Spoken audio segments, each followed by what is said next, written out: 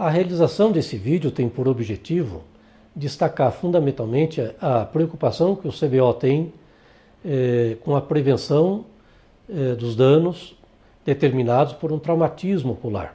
Nós sabemos que essa responsabilidade é de todos, os pais, os professores e as pessoas envolvidas na supervisão das crianças, elas têm que ter essa formação, saber aonde está o risco potencial que as crianças estão sujeitas de traumatizarem os seus olhos. Os acidentes dentro de casa, com crianças de 2 anos, 3 anos, acontecem justamente com os objetos pontiagudos. Então é preciso cuidado no manuseio desses utensílios. E se ela for um pouquinho mais crescida e estiver indo à escola e tiver acesso ao lápis, é a ponta do lápis. E as brincadeirinhas de soprar um canudinho e sair um objeto que voa como se fosse uma flechinha. Então, um palitinho. Essas são as principais situações em que você tem a criança dentro de casa com risco de ferimento ocular isolado, local.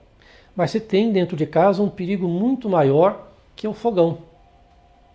Que são as crianças pequenas que chegam e puxam o cabo da frigideira ou o cabo da panela que tem a água fervendo e esse material cai sobre ela. Aí você tem uma lesão da face, de queimadura, com alguma proteção do olho pela pálpebra, mas você pode ter lesão ocular desencadeada por isso.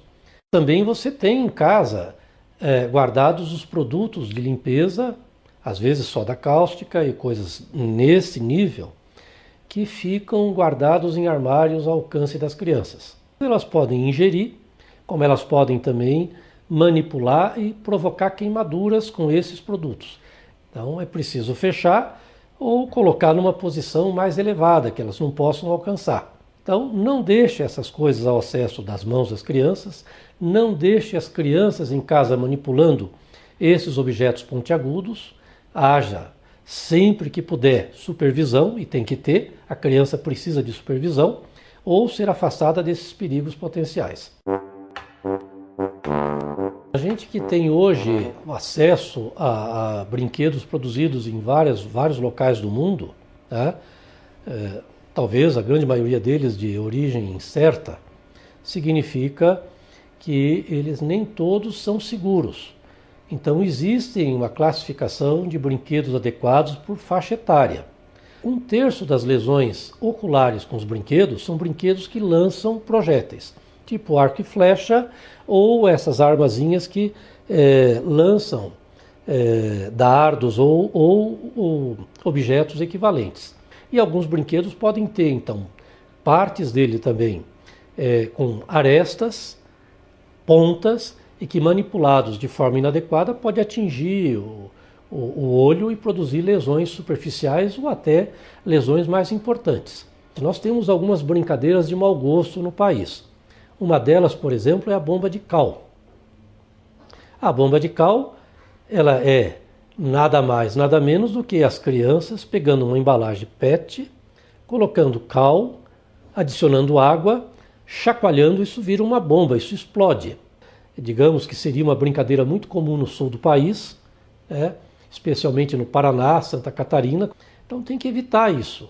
Evitar isso, outra vez, é educação, explicando exatamente qual é o malefício que ocorre de uma explosão de uma garrafa PET com água e cal, por exemplo. Mas também precisamos lembrar que boa parte das crianças jogam futebol. E o futebol, de longe, é o esporte que mais provoca lesões no organismo como um todo. Quebra o braço, destronca o dedo ou coisa desse tipo, mas você pode ter lesão direta também no olho, por uma cotovelada, por uma dedada. Todos esses traumas diretos, eles podem provocar hemorragias no olho. Eles podem provocar perda da camada mais superficial, e isso vem associado com fotofobia, horror à luz, lacrimejamento, dor, e é preciso nessas circunstâncias que essas crianças sejam avaliadas. Existem alguns outros esportes que não é o habitual, por exemplo, boxe em criança, mas existem as brigas. e mesmo com manipulação de objetos pontiagudos, como nós já dissemos. Você tem esportes que elas brincam com bolinhas, que tem tacos, né? E que uma lesão inadvertida poderia trazer problemas.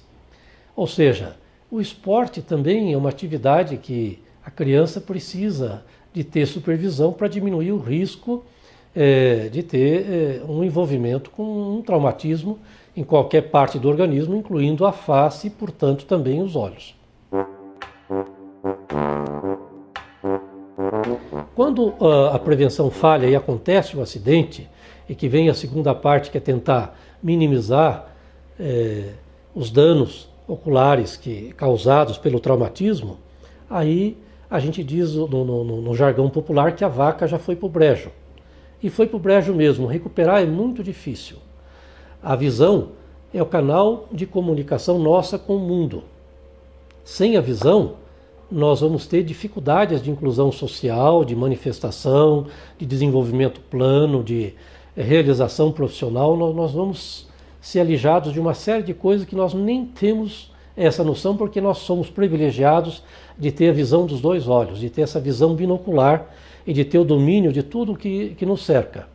Se a gente tivesse por um momento só a sensação daqueles que perdem a visão de um olho ou a visão dos dois olhos, com certeza todos nós iríamos olhar a parte de prevenção com muito mais cuidado, com muito mais carinho, com muito mais responsabilidade, e a gente teria certeza de que isso não é o papel de um, é o papel da sociedade inteira.